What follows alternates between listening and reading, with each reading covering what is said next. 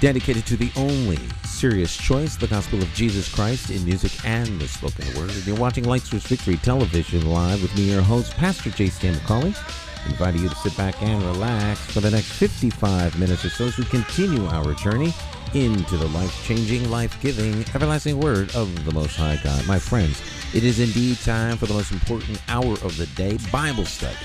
Now, of course, it is my Bible study time that I spend with you. We try to do it each and every day, Sunday through Friday, right here on accesstv.org. All right. Well, you having a good day, bad day, up day, down day? Take time out of your day for that which matters most. And that, of course, is Bible study. Silver Sergeant in the background.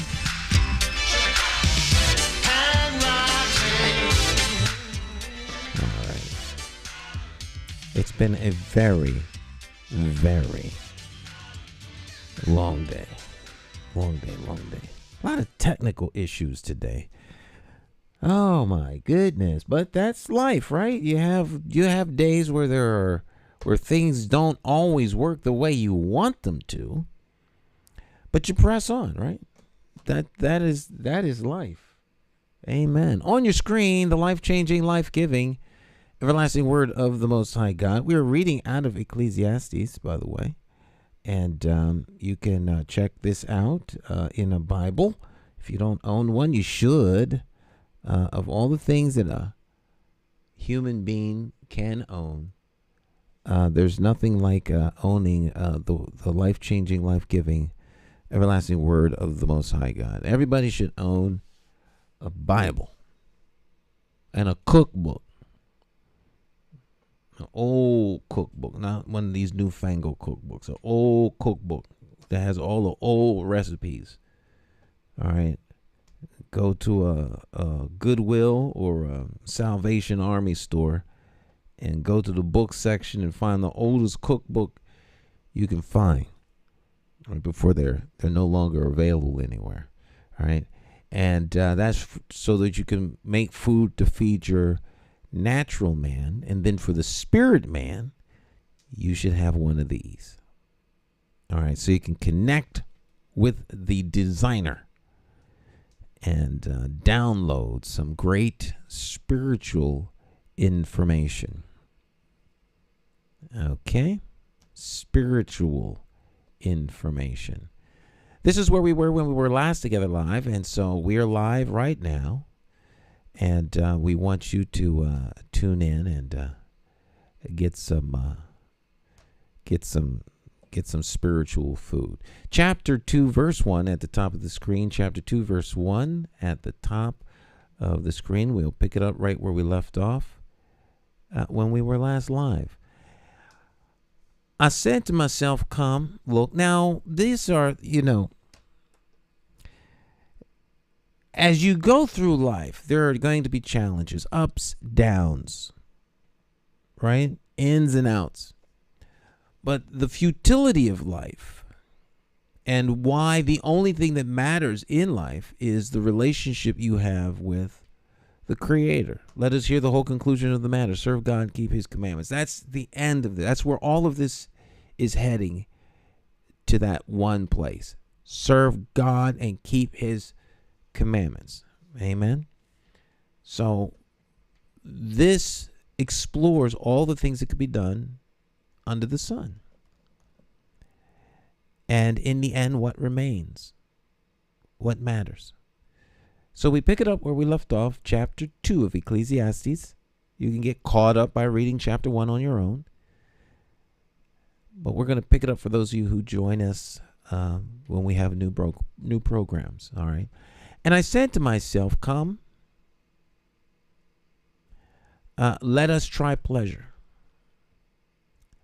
Let's look for the good things in life. But I found that this, too, was meaningless. Now, this is the king of Israel who has given himself to know all that there is to know under the sun, that he might find meaning in life. And, we explore all kinds of things. People explore all kinds of things to find meaning, to find purpose, to find relevance.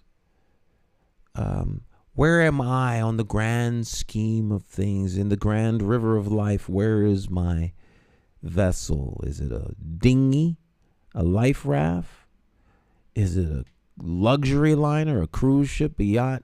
What boat are you on in the river of life? Maybe you're in a lifeboat because your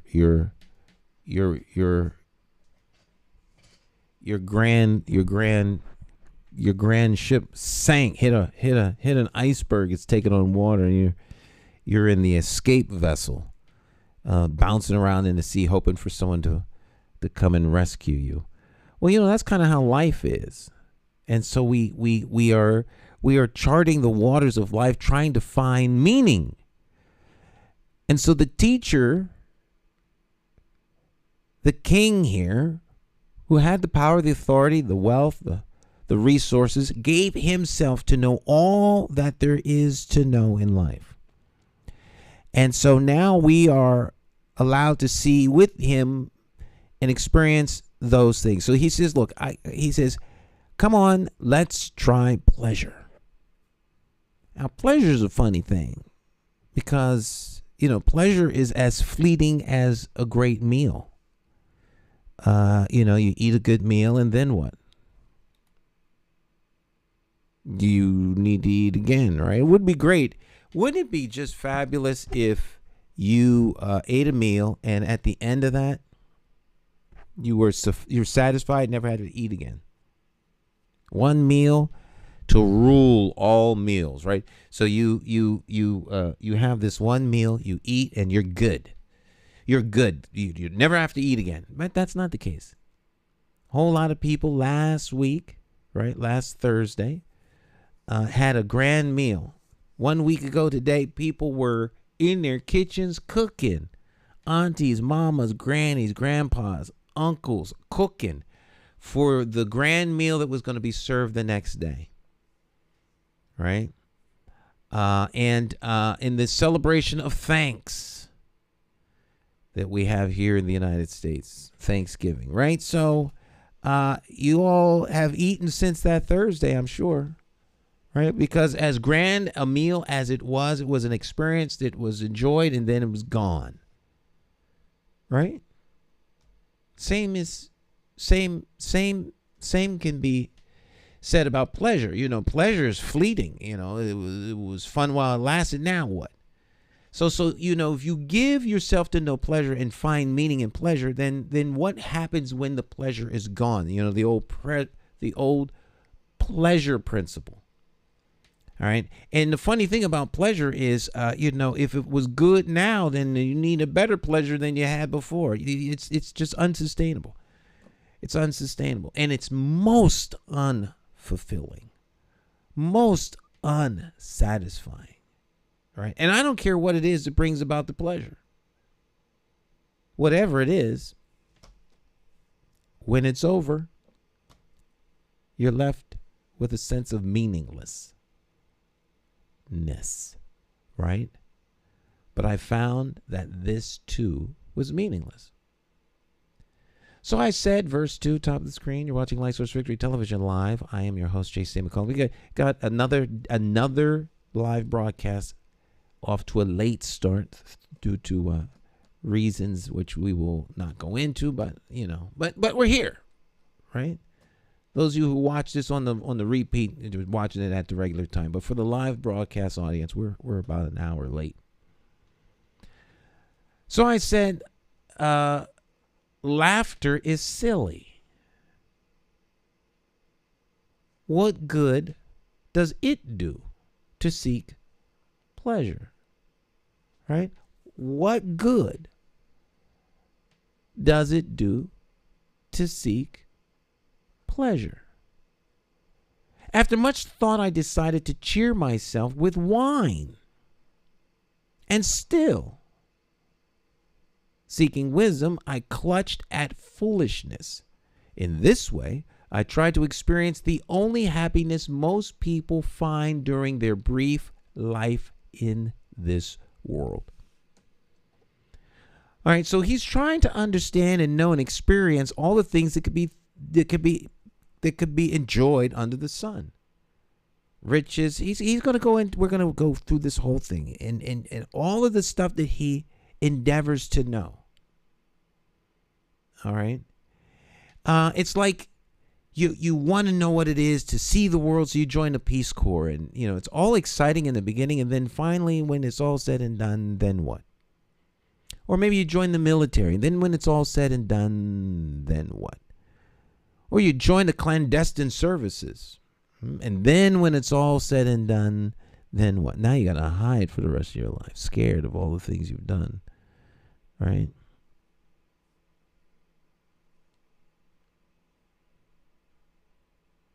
Exploring. There's a certain truth to, you can't know what you don't experience.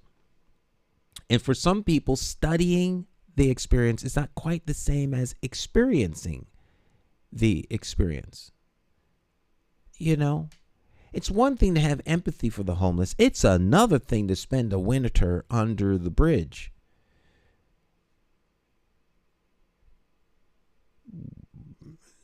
Right? So a lot of people who have empathy and want to do good for the homeless have never been homeless.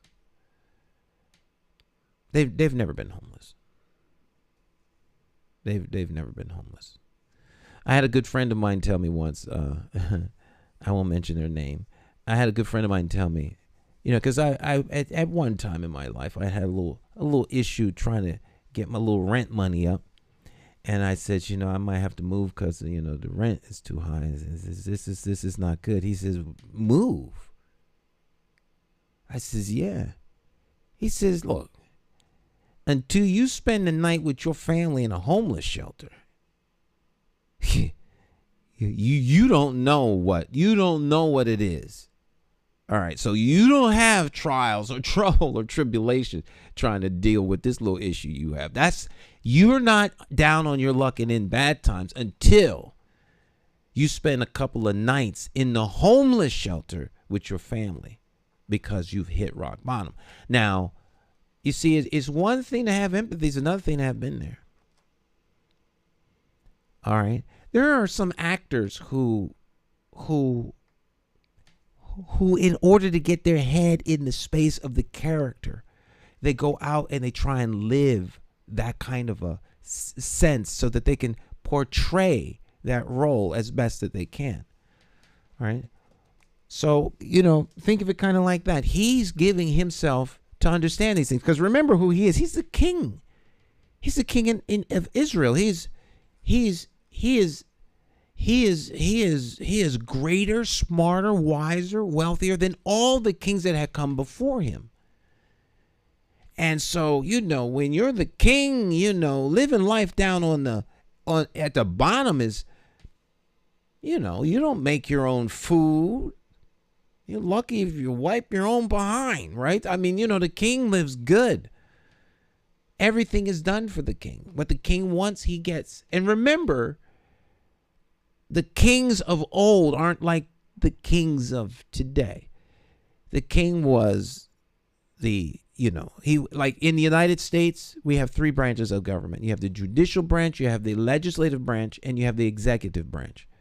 The judicial branch is the branch that does, all of the law type stuff. The legislative branch is the branch that creates the laws. The judicial branch decides whether or not you've broken the law and what the penalty therefore should be. And then the executive branch, it is the branch that runs stuff. All right, but the king is all three.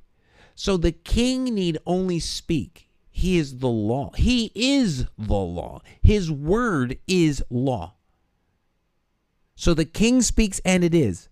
Thus and such it shall be. The lands between the river Y and the river Z shall be deemed useful for the king and the king alone.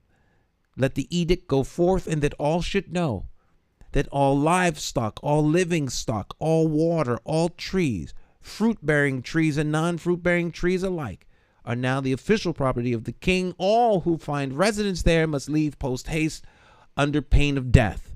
Thy excellency, thy will be done. And off they go. That's it. That's the king. So understand, when the king set out to know these things and says that he stopped at nothing, then he stopped at nothing. All right. And he didn't hold back from anything. All right. So when we talk about pleasure, roll out the full scale of whatever you think was pleasure, whatever's pleasurable to you. All right. And people you know, and then add a couple of extras on there. Right? The king gave himself to know all of that. He gave himself to know what? Foolishness, folly, getting drunk. You know, for a lot of people, to get high or tipsy is the most they will experience when it comes to happiness, right? A sense of departure from reality. But that too, he explains, is vanity and vexation of spirit. It leaves you empty, unfulfilled. Unfulfilled.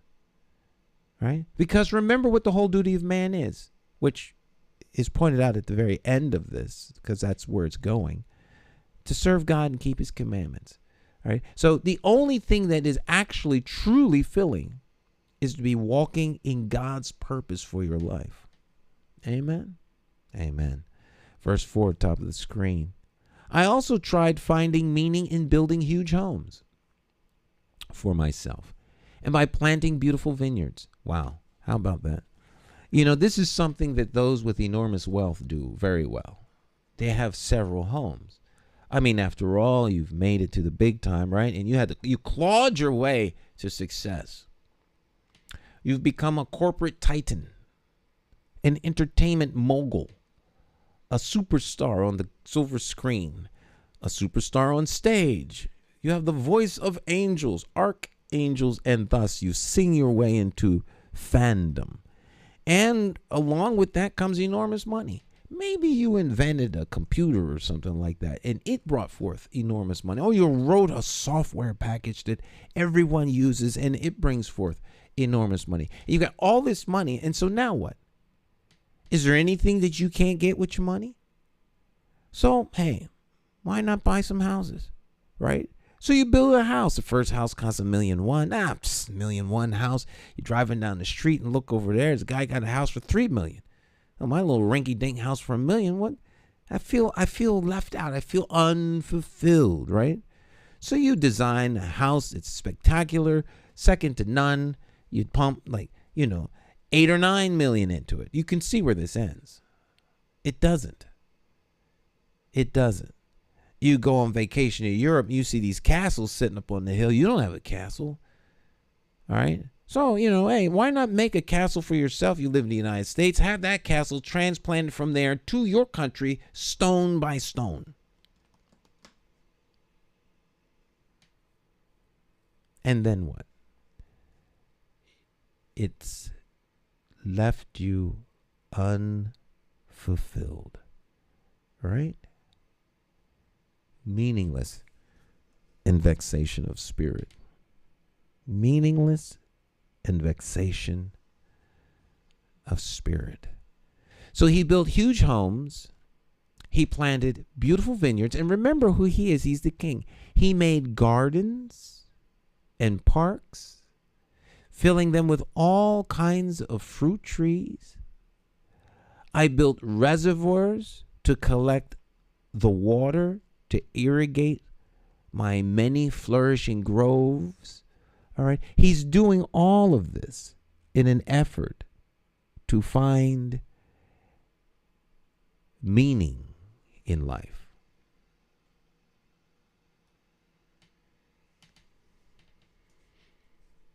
The desire to find meaning in life.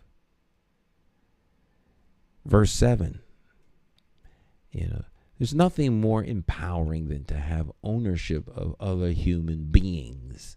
I bought slaves, both men and women, and others were born into my household. So this little experiment of his is going on for quite some time. He bought slaves, women and men, and then slaves were born into his household. Born. Not only did he have slaves, servants, men servants, women servants to do whatever he wanted, whatever his bidding were. There were those that were over the course of time born into the house. They were born into servitude to the king. So that gives you power. There's nothing like power. You know, people have power over their pets. I've seen people treat pets so horribly. They shouldn't be allowed to have pets. Right? They treat pets horribly because they have the authority to do whatever they want to the pet. Mean to the pet. They talk to the pet in a mean way, in a cantankerous voice. I said, sit down, stupid dog. I mean, just horrible. All right? And they treat people like that too. But see, people will push back. Pets, nice thing about dog will love you always. No matter what you do to the dog just loves on you, right? But there's no greater power than to have power over people, over other human beings, to command them to do what you want and to be able to punish them on pain of death if they don't do what you tell them to do. Right? They're yours. They're total subjects. It's one thing to have subjects that adore and admire you. It's another thing to just have total command over this other human being. You know, a slave is someone who has ownership of nothing. They own nothing. Nothing. They don't even own themselves. All right. It's like being a super, super duper high priced slave. You know, let's say like a rock star. You know, and the company owns you. I mean, you know, you were like a huge megastar or a mega athlete. And the team owns you or the corporation owns you to the degree they own your image, your name, all right, the alter ego, the alter personality that's been constructed, that gets marketed. And then they even have life insurance on you in the millions because, of course, you're worth millions. So if you should mysteriously up and die, the company makes money off of the insurance that they have on you. Bought and paid for. All right. All of the resources and money that now you getting a fair share, but your share doesn't even begin to compare or scratch the surface to what the organization that owns you makes. All right. Well, that's what slave is someone who gets no benefit. All right. Now, in my little scenario of the high-priced entertainer, their money is, you know, at least they have something. But the slave, everything they do, everything they produce is owned by the master. That's power. That's power. That's power. Ownership over other human beings and what they produce. That's power. He had slaves. He bought them. He had slaves, men and women. He also owned large herds and flocks, more than any of the kings who had lived in Jerusalem before him. King of Jerusalem. Wealthier, wiser, smarter, faster. Large herds, large flocks, all his. He owned them. He didn't have like oversight. He owned them. The realm belonged to the king. And all that the eye can see is his realm, and he has ownership. So you are allowed to live on his land, and he is the Lord of it. It's his. And his slaves could tend to the flock. Better not eat any of them, right? Any of the flock, right? But in all of this, no pleasure, no meaning, nothing that is sustaining, All right. So all the things that human beings endeavor to do ultimately bring no meaning. They bring no sustaining, no purpose.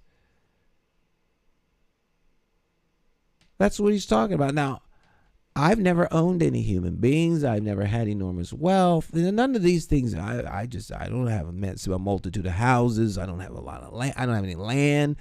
Okay, so but there are people that do. And from beginning to end, this touches the lives of every human being on the planet. Verse 8, it goes on, it says, he collected great sums of silver and gold, the treasure of many kings and provinces. All right. So he would take from other kings their gold, or there would be a tax or a tribute. So he's either plundering gold and silver from others, or others are bringing him tribute of gold and silver, right? I collected great sums of silver and gold, the treasure of many kings and provinces. I hired wonderful singers, both men and women, and had many beautiful concubines. All right, so the concubine, of course, is sub-wife. Right? The wife, there are legal obligations to the wife. There's also obligations to the concubine. But the concubine is not like a full-fledged wife. So imagine having wives and then concubines. So every woman he saw he would have, period. Let's just keep it plain, right? Whatever he wanted, he took. Right? Someone in the lower part of Jerusalem, someone over in the west side of Jerusalem, somebody back on the east side of Jerusalem, and then someone over on the East Palace.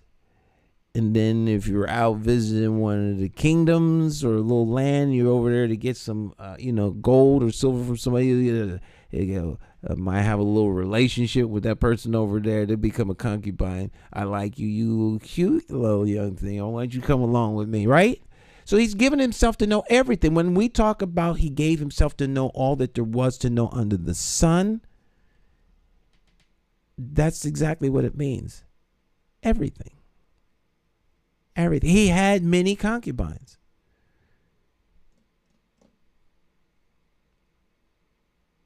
Right? And I would imagine in the best case scenario of concubine, you have a dynamic of sense of ownership, loss of attention, that many women are known to possess a sense of, little bit of, harbored feelings when there's someone else around, right? And, he had to deal with that. And you have how many wives and how many concubines? You sound like someone that had lost their natural mind. You get stabbed up in the night by one of your wives or the concubines, right? People get attitudes. Put some flesh and blood on this. Even though things might have been a little bit different then, human beings are still the same.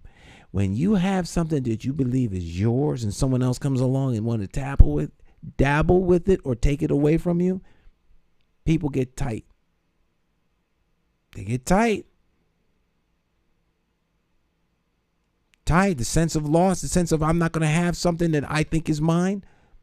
It brings out not necessarily the best attributes of people.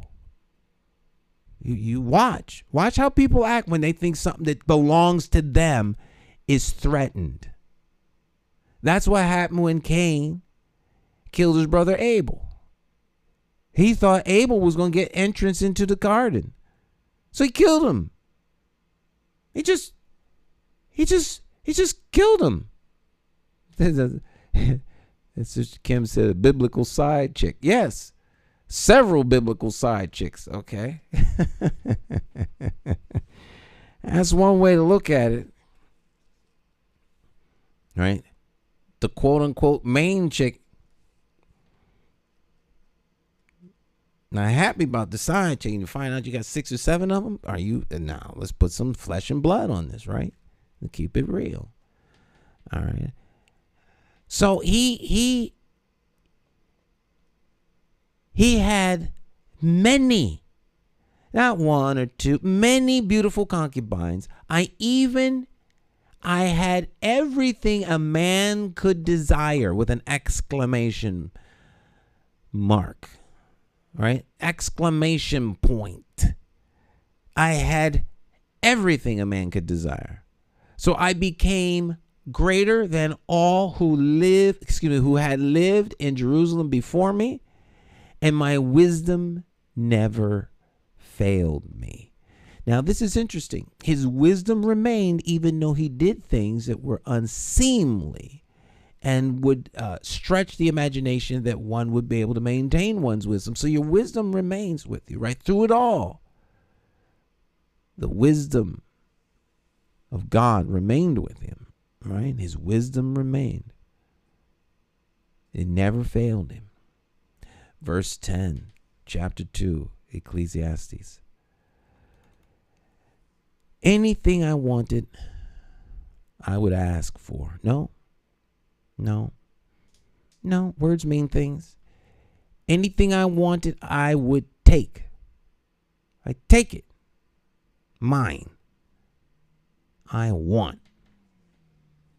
So he took.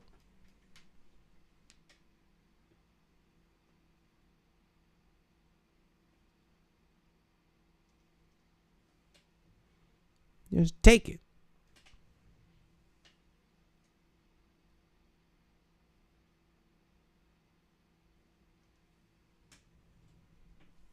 Take. Mine. Right?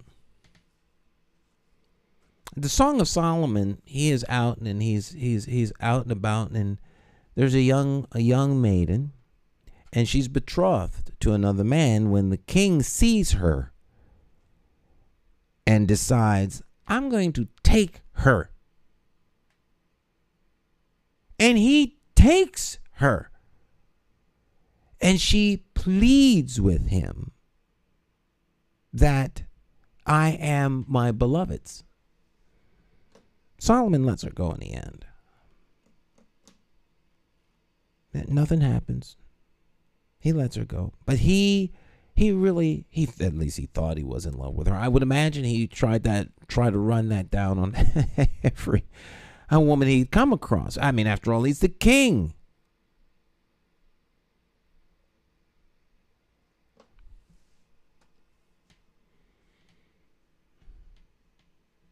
Anything I wanted, I would take. I denied myself no pleasure.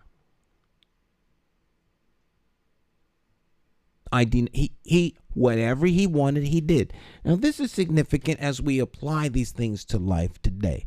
There's a lot of things people want to do, a lot of things people want to partake in, be part of. In the end, to what avail? Right? God understands all the trials, tribulations, wants, appetites, passions, and desires that you have. He fully understands. The question isn't whether or not you have wants, appetites, passions, and desires that may be outside of God's will. The question is, are you willing to be submissive to his will? Right? It isn't about whether or not some other person sanctions what you do. Who cares what other people think? It matters very little what other people think. What should matter is what God thinks. Because the whole duty of man, the whole purpose of man is to serve God and keep his commandments.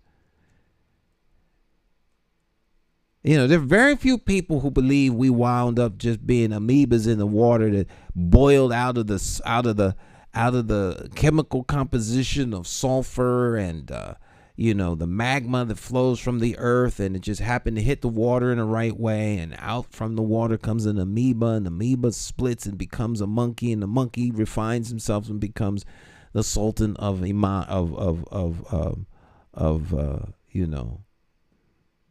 Middle Eastern mega family with tremendous wealth because of their oil in the ground. I mean, that generally doesn't happen. Monkeys swinging from trees one day and say, there got to be a better way to get around. Let me try and see if I can invent me a wheel and then a car. Very few people really buy into that. They believe we came from something. All right. The complexity of what human beings are, the complexity of what is out there in terms of living creatures, that's design. Someone, somebody, something designed what's here on earth. And whatever it is, whoever it is far greater than us. So just assume or imagine just for a hot second that individual has a plan for your life. That you're actually that important. You are. Because remember, there are hundreds of thousands of living beings on the earth. Flies, gnats, moths, butterflies, human beings, primates, giraffes, whales, sharks, goldfish, guppies. I mean, we don't have time to list all of the known creatures, which just so happen to produce exact replicates, if you will, of themselves after their own kind. And that there's like a male and a female. Think about that. A male and a female. Okay. So the design of one creature that comes out of the sea and becomes something, if you really want to push that, okay. But why are there hundreds of thousands of different species? And then add to that a male species and a female species. And then add to that, if they come together, the female of the species gives birth to another one of them after their own kind. And they give birth to another one that is a unique combination of the two. Whether it's a giraffe, whether it's a monkey, whether it's a gorilla or an orangutan, right? Or a snow monkey or a snow ape or a bear or a polar bear or a northern bear. I mean, you can go on and on and on. Each bearing fruit after its own kind. Trees, apple trees, pear trees, all bearing fruit after its own kind. That's design. That's a design. That's like walking downtown in your city and just look at the buildings made out of the cement and figure out that's like someone taking a bucket of sand, throwing it up in the air, and it just lands as the Sears Tower. Oh, it just happened to fall together, every grain, and as it was coming down through the air, it superheated and it turned into iron, and the iron just happened to freeze up in specially designed alloys that would support the weight of a tall building, and then the rivets happened to just fall into place. It's ridiculous. It's ridiculous. It's absurd. You look at a city, and clearly it was designed by somebody. It didn't just grow out of the ground. A designer designed man. A designer designed man. For the sake of our discussion, that would be the creator or God, right? And so God's plan for humanity is that he would have fellowship with humanity. But humanity doesn't see fellowship with God as being sufficient. So they're looking for something else. So in our instance here, he is saying, look, pleasure isn't it. To live your life only to satisfy your wants, appetites, passions, and desires. I'm here to tell you, I'll debate anybody on the subject, you will be found wanting, lacking. It's not fulfilling or sustainable. Right? Anything I want, verse 10, Ecclesiastes chapter 2. Anything I wanted, I would take. I denied myself no pleasure. I even found great pleasure in hard work and in reward for all my labor. That's pretty cool. I know people who work hard. I know carpenters, people who work in the trades, artists, inventors, composers. People sit down with a piece of paper and a pen, or they look at their fingers and they look at keys on a piano and they start to play something, right? Or they draw a picture onto a piece of paper or paint on a canvas, and they work and they create something. Others build buildings. They take stuff and turn it into a Sears Tower, right? They create, and that's hard work. The people who in the city where I'm from, Hartford, Connecticut, the tradesmen and women that built the Yardgoat Stadium, or one of the schools in the city of Hartford that the children learned in, and they can drive past those buildings and say, I built that. I built that building. I built that building. You see the roof in here? I put that roof up. You see the acoustic tiles? I installed those acoustic tiles. All right? You hear that sound system? I installed that sound system. You see the fire alarm at Weaver? Oh, let me leave that alone. Right? Anything I wanted, I would take. I denied myself no pleasure. I found great pleasure in hard work and a reward for all my labors. So when you do hard work, you get something in return for it. Your labor produced something. But as I looked at everything I had worked so hard to accomplish, it was all so meaningless, like chasing the wind.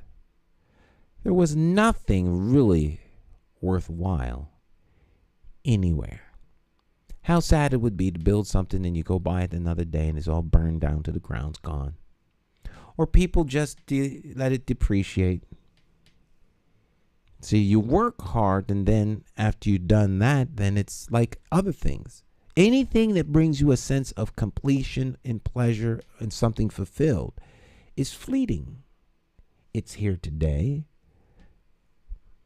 gone tomorrow. Or you were engaged in the enterprise or in the work, and now it's gone. It's not everlasting. It's not everlasting. You were created to be an everlasting being in union with the Creator. The separation came because of Adam's disobedience in the garden. But the initial intent of humanity is to spend that in fellowship with the Creator.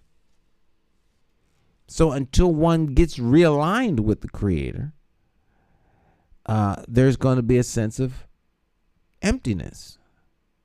All right? So I decided to compare wisdom with foolishness and madness. For who can do this better than I? The King. Oh, wow, now you're really stretching it, huh? So I think I'll give myself to know foolishness and madness. I'm just going to go straight out monkey and just be dumb. Stupid dumb. Dumb with a double D, right? And stupid with a triple S. Stupid dumb. I'm going to do things so foolish that only the King can get away with it. All right? I think I'll go to the ball with no clothes and challenge anyone to say the King has no clothes. Do you like my new outfit? Your Highness, I love it. Who did the design? I did the design myself. Don't you think it's challenging? Oh, yes, Your Highness. Where can I buy one? This is only the robe for the King. No one else shall wear my clothes, and neither shall I. Right? I mean, just off the dome foolish, right? He gave himself to know foolishness. So I decided to compare wisdom with foolishness and madness. Verse 13, I thought wisdom is better than foolishness, just as light is better than darkness. Well, that would seem obvious, but you can't trust what's obvious. You got to experiment and try it out for yourself. A lot of people do these things.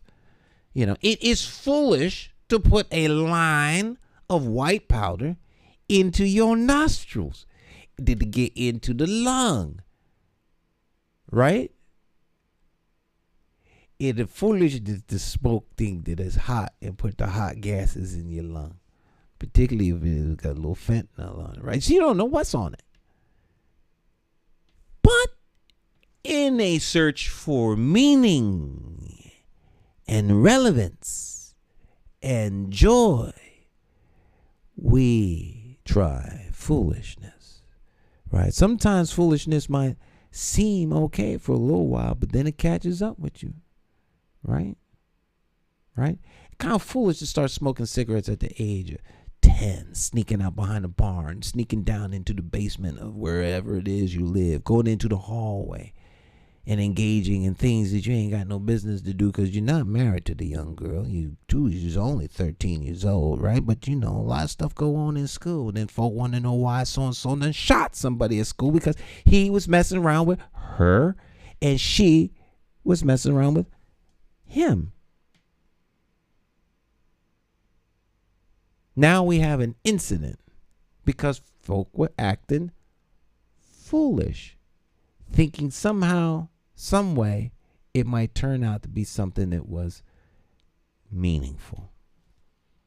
But no meaning, just foolishness. I thought wisdom is better than foolishness, just as light is better than darkness.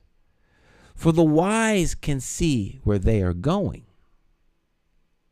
but fools walk in the dark, right? It's foolish to go walk around on the mountainside where there are cliffs in the dark.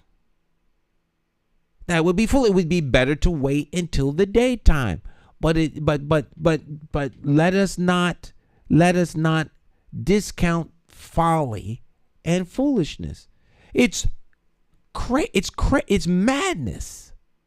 Madness. Would you run through the forest in the dark? You don't know what's on the ground. That's foolish. It's foolish. Foolish. The wise can see where they are going. The fool walks in the dark. Yet I saw that the wise and the fool suffer the same fate. Both will die. So I said to myself, since I will end up the same as the fool, what's the value of all my wisdom? This also is meaningless. For the wise and the foolish both die. Verse 16, top of the screen. You're watching Lights Switch Victory Television Live. I'm your host, J.C. McCauley. The wise will not be remembered any longer than the fool. In the days to come, both will be forgotten.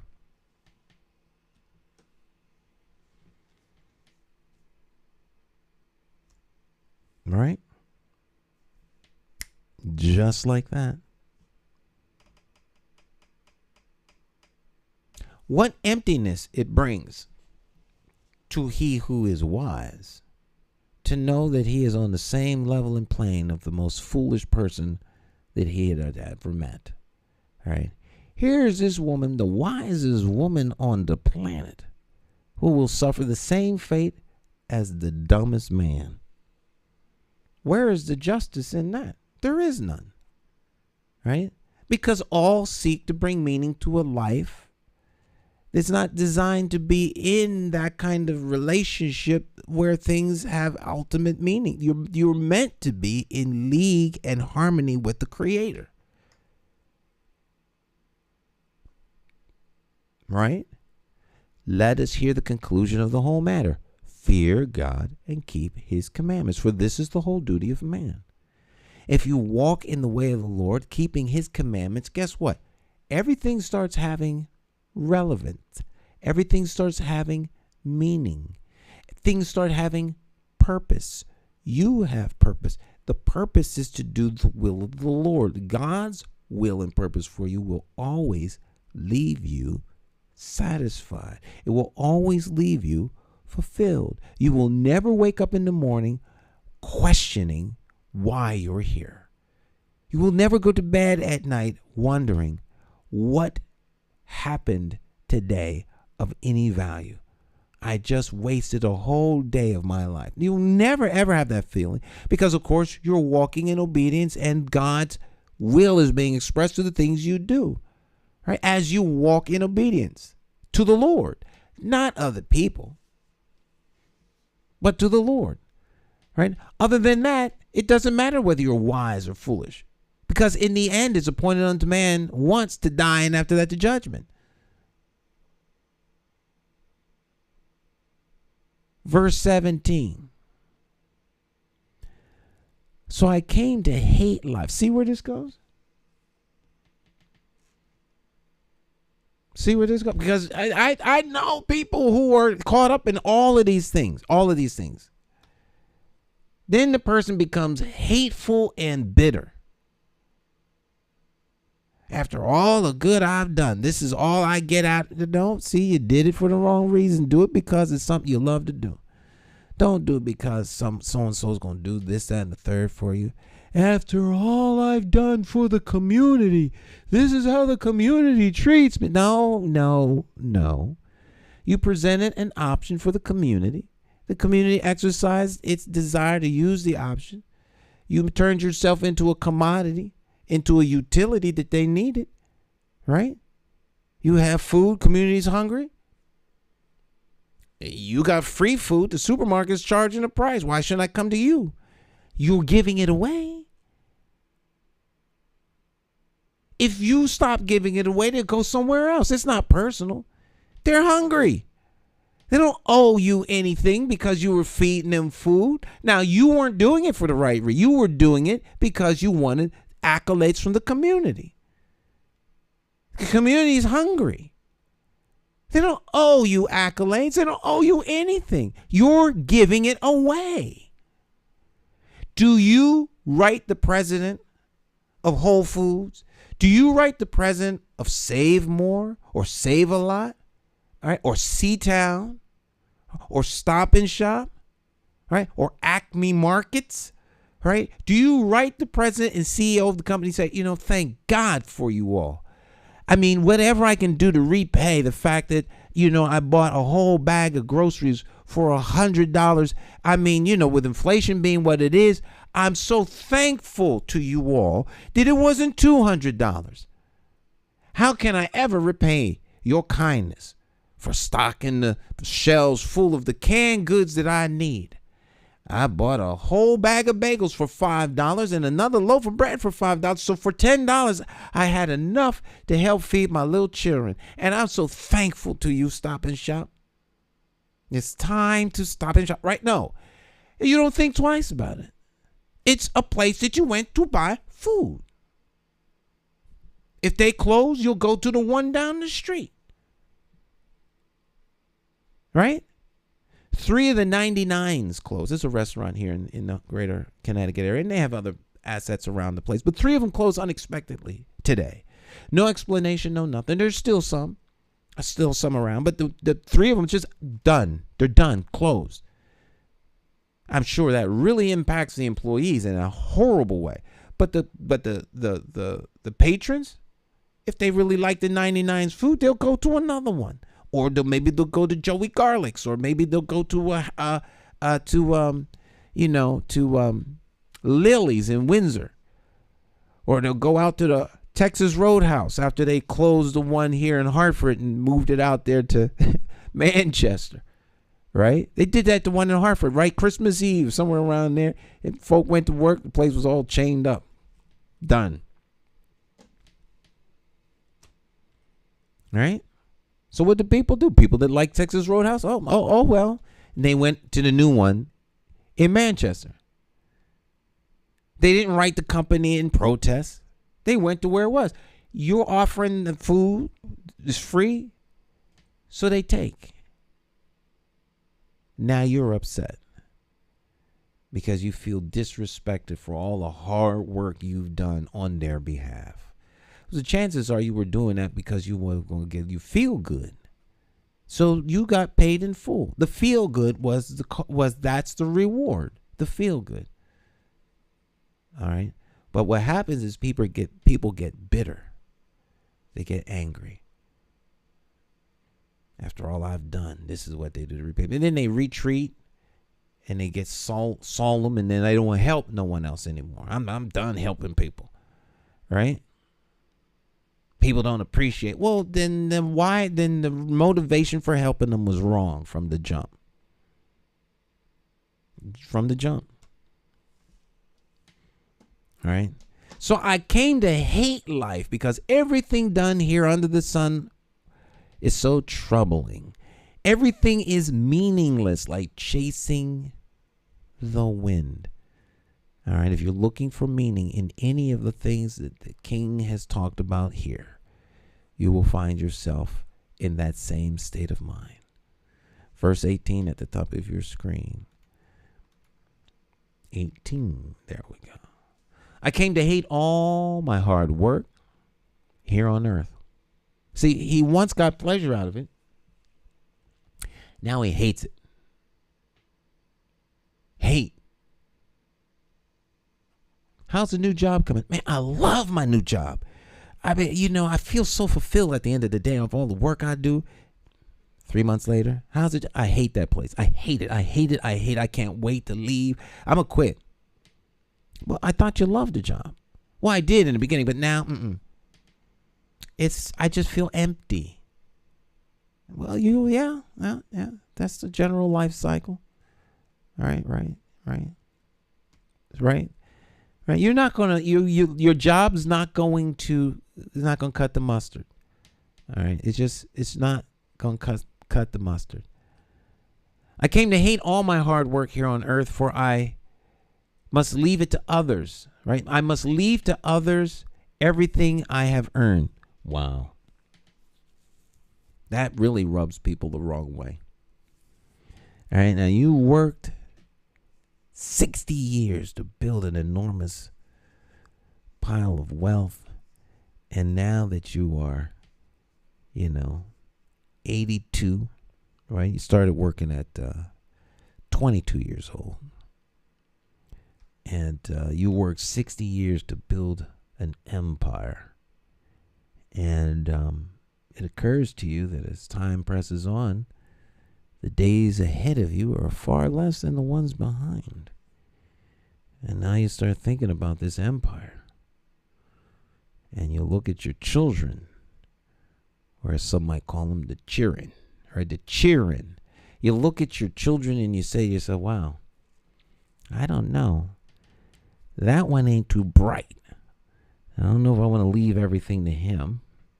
I would leave it to her, but then that one over there will get mad because they don't think that their sister is worth a position of leadership of the family trust in the empire, and they'll probably bite and devour one another after I leave. And so, now what? This is real. This is real. Okay? Families grow apart in the course of time because people's, wants, appetites, passions, and desires differentiate from when they was kids. And then mom always liked you more, and dad always did this for you, and you always thought you was special. People get ugly. Oh, goodness me. Funerals can be horrible things to be attendants. All right, all the long knives come out, and then afterwards, oh my goodness, oh my goodness, all of the family drama starts surfacing. And then don't let there be any money involved. Oh my stars. All right? So, who's going to get dad's money? Who's going to get mom's money? Nothing like a little money to help bring a family together, right? Yeah. So now he hates all that he has done on earth. People don't appreciate it. And then he has to leave it to someone else. I must leave to others everything I've earned. Everything I have earned. Everything that I built, I have to leave to someone else. And who can tell whether my successors will be wise or foolish?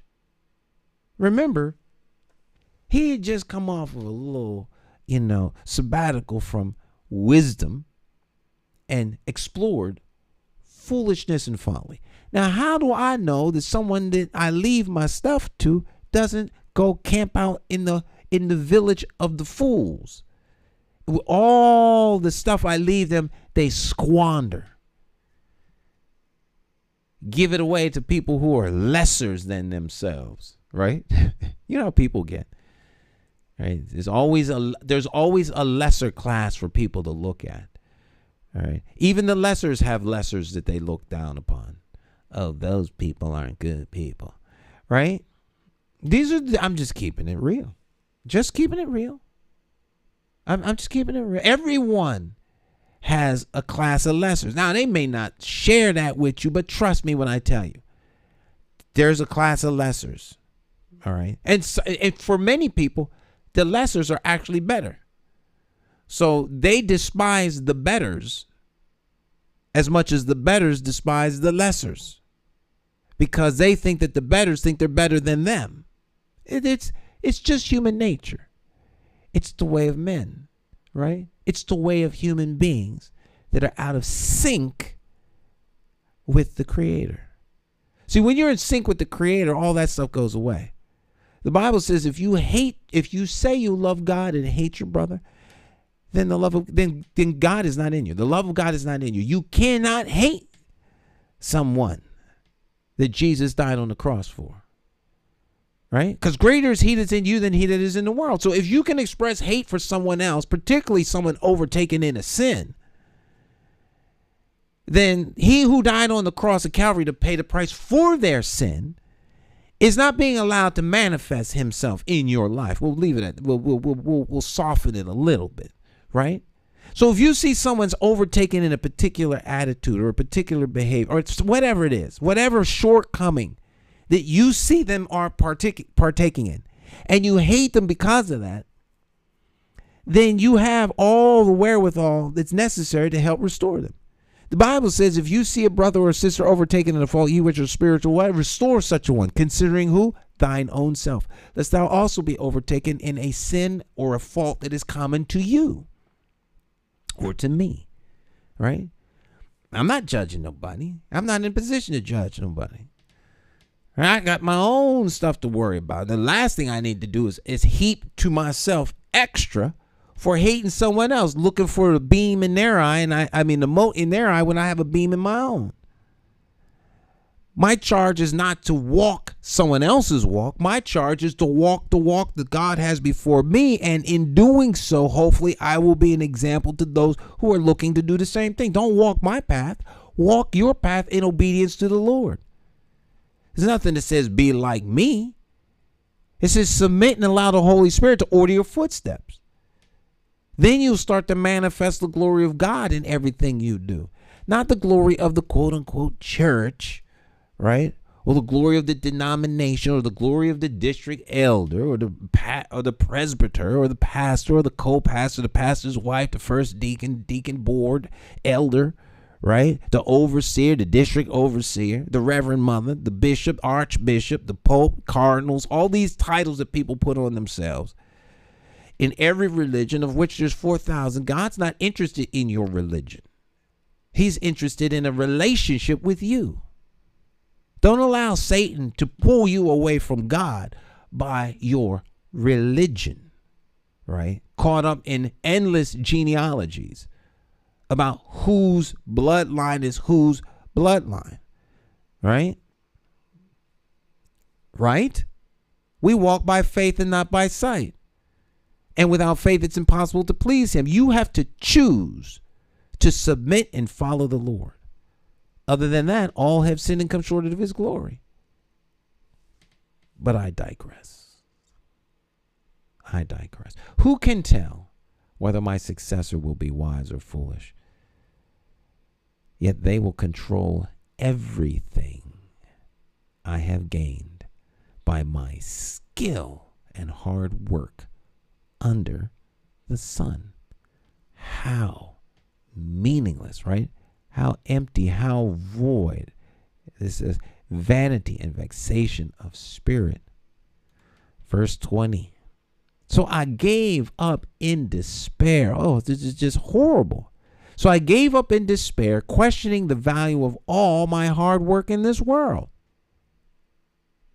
So some people work wisely with knowledge and skill, then must leave the fruit of their efforts to someone who hasn't worked for it. This too is meaningless and a great tragedy. Wow. Isn't that something? You can leave everything you have to someone. It's like you worked your whole life to give it to someone who doesn't deserve it and will never lift a finger to even maintain what you give them. That is quite tragic. So what do people get in this life for all their hard work and anxiety? Their days of labor are filled with pain and grief. Even at night, their minds cannot rest. It is also meaningless. All right? A lot of people lay in the bed and they can't go to sleep. They tussle, they turn, they toss. They can't go to sleep. Count sheep, wolves, everything else. Right? Smoke a little of this, smoke a little of that, do a line of this, do a line of that. Pop this pill, that pill. Hopefully they get to sleep and they oversleep, can't get up in the morning. Need to take something else. All of this anxiety, all of this angst because they won't serve God and keep his commandments. So, being disobedient, being out of sync with the Creator creates this kind of chaos in the life. Trying to find meaning where there is no meaning. Professing themselves to be wise. Right? They deny the only true and living God that there is. All right? That's ultimately what happens.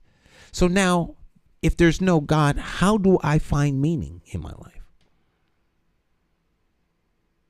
I have a relationship with somebody or something or whatever, a pencil, a paper, whatever, and then I find meaning for making something or getting high or digging a ditch or building a house or growing fruit, feeding the homeless and the hungry, suffering like others suffer so that they can see that I'm willing to suffer just like they suffer, and I'll send out virtue signals so everybody will know that I'm all right. Even though I am filthy rich, I'm going to be all right because I suffer like you suffer.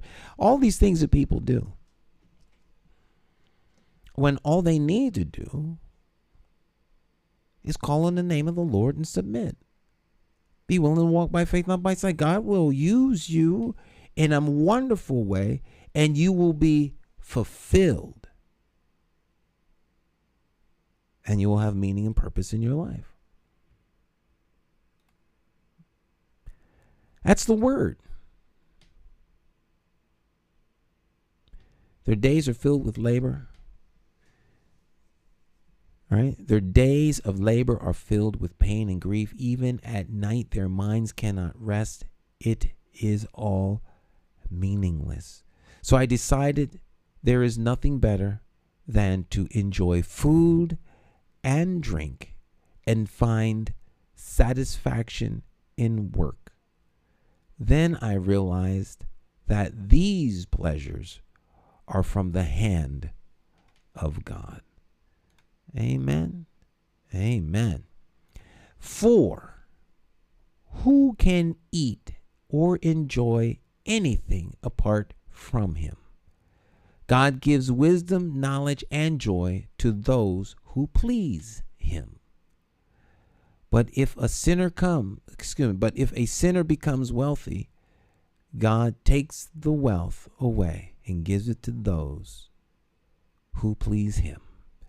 This too is meaningless, like chasing the wind. The King James reads like this: For God giveth to a man that is good in his sight wisdom and knowledge and joy, but to the sinner he gives travail, to gather and to heap up, that he may give to him that is good before God. This also is vanity and vexation of spirit. All is vanity, right? Vanity of vanities. All is vanity and vexation of spirit. My friends, only what you do for the Lord will last, all right? Serve God and keep his commandments, for this is the whole duty of man. My friends, our time together has come to an end, as it does each and every time we're on the air. Remember, when it's all said and done, the only thing you need to know is this fact, and that is, of course, that Jesus Christ is Lord of Lords and King of Kings. He alone saves and changes lives. Won't you call on his name today? Allow him to be Lord of your life. Listen to the words as we go out. Let it minister to your soul. This is not entertainment. This is the wisdom of the Lord set to song as he gives interpretation and the words to inspired musicians and writers.